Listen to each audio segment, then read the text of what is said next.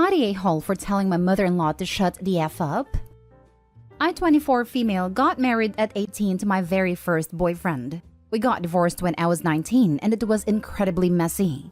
He is not someone I want to be around ever again. Then I met my current husband at 20 and we got married after 2 years together. Everything is going wonderfully and we are expecting our first baby in late August/early September. My husband knows about my divorce and never told his family. But when we were dating, his family looked me up and found out. Ever since then, they think I'm a gold digger and a slut. My husband defends me and we're lower contact, but since getting pregnant, we've been in contact with them again. Everything has been smooth except for comments from my mother-in-law every now and then. I had my baby shower this weekend with just my close friends and family. Everything was going well until my mother-in-law brought up my divorce in conversation with my mom, making some sort of comments like, "Aren't you glad your first grandbaby is with my son and not with her ex-husband?" My mother politely laughed and brushed it off until my mother-in-law called me over and out of the blue asked, "So tell me the truth between us ladies. Is that really my son's baby? Or are you just saying it is so he'll support you? We all know how you were in the past." Everyone stared at me in disbelief. There was only 6 people there total. I looked at my mother-in-law and told her to shut the heck up and get out of my house. She told me she was just looking out for her grandbaby and I told her she didn't have one and she wasn't welcome in our lives. She left, and my sister-in-law started berating me, calling me a witch, and saying my mother-in-law had every right to question me. And I told her, if anything, I was the opposite of a cheap woman because I have only been in committed relationships. I feel like I'm going crazy. I don't understand why she said that, and I also feel like I let my pregnancy hormones get the better of me. Am I the a-hole? Now for the top comments. Not the a-hole, but I sure hope your husband is telling off both mother-in-law and sister-in-law. He is 100% on my side. Always has been. That's really good news, because I foresee a couple of decades of no contact in your future if you don't want these people polluting y'all's child. The audacity of that woman. I know my mother-in-law thought the same thing about me for a few years, and for basically the same reason. Married high school boyfriend and divorced after a year and a half with no kids. But she was decent enough to never tell me to my face. I wouldn't have known if my husband hadn't joked to me about it years later. Not the a-hole, and bizarre. How is a divorced woman automatically cheap? Is this a Jane Austen novel? She's very old school German, so maybe that's a thing in their culture. I have no idea. I actually know a decent number of German people or first-generation German American. None of them are like this. Well, there goes my only defense for her. Not the a-hole. You and your husband need to get in front of this immediately, together, and lay down the law. I'd seriously go no contact with people as ugly as this.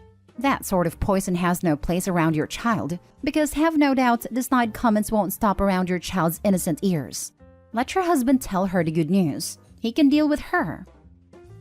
Next story. Am I the a-hole for not correcting my kids who told my ex's wife she's not their mother? I have 2 sons ages 10 and 12 with my ex. We broke up over a number of issues, one of which was Emily, a woman he had worked with for years. The 2 of them grew very close, and she was always telling me how my ex deserved better than me, that I was trying to steal his family away from him. A few times she even pretended to be his wife during work functions and my ex would laugh them off.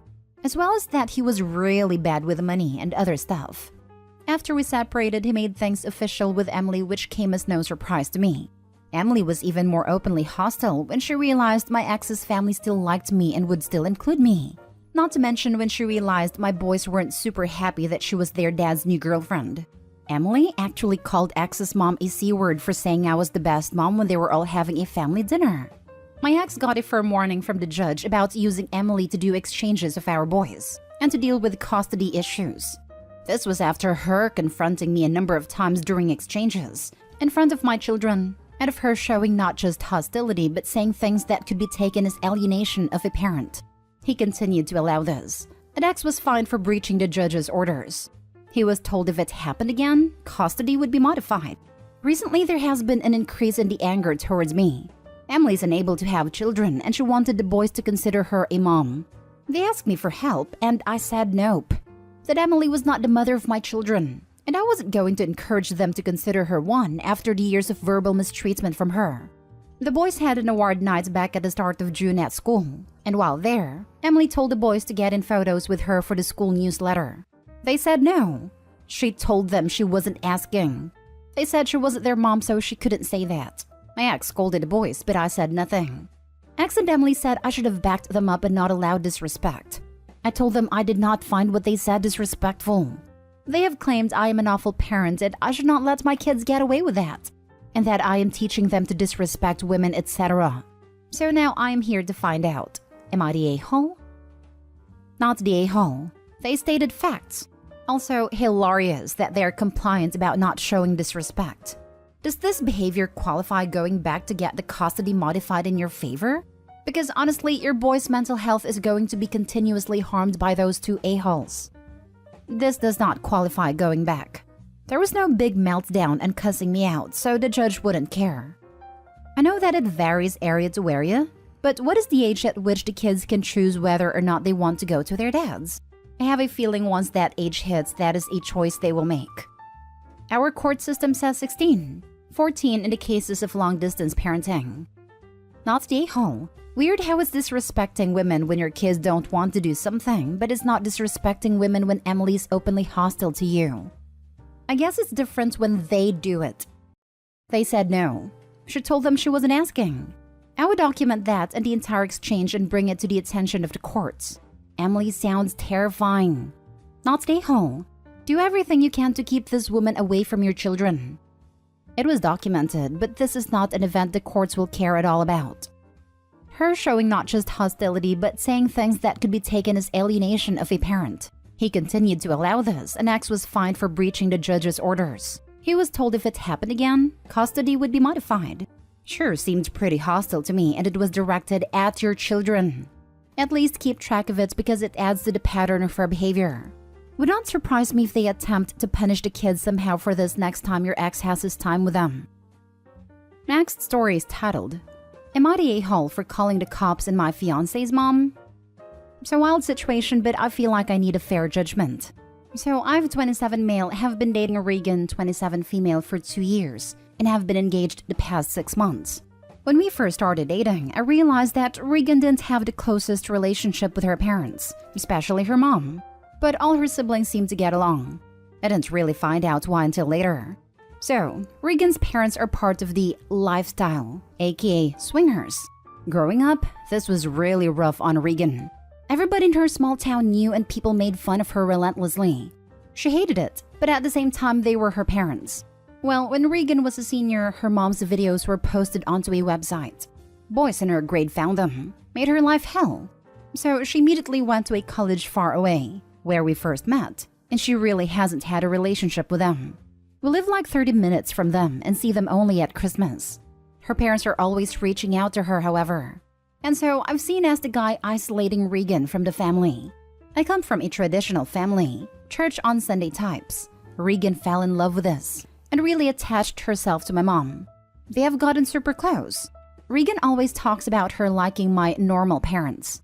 So Regan decided to not invite her mom and dad to the wedding. She said she is embarrassed of them and doesn't want people knowing who her mom is. She even asked my dad to walk her down the aisle.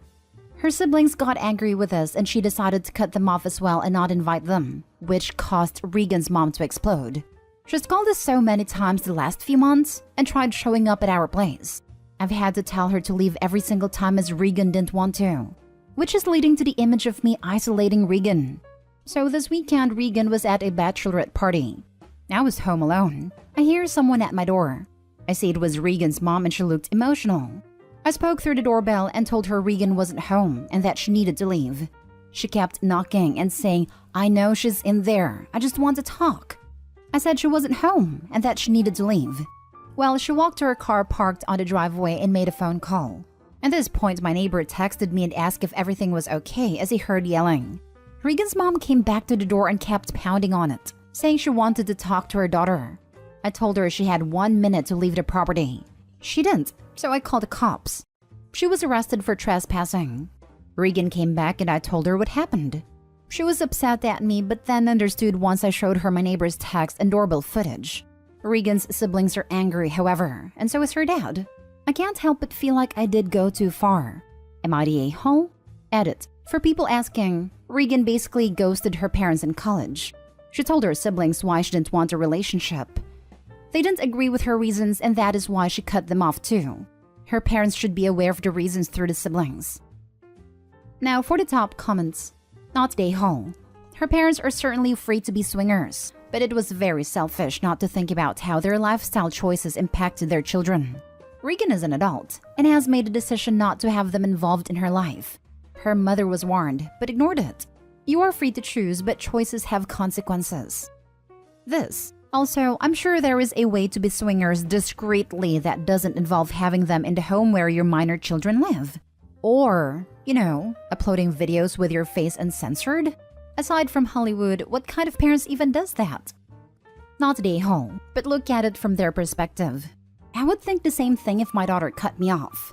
Regan needs to explain her feelings clearly to them as to why they aren't welcome in her life. Regan also likely needs therapy.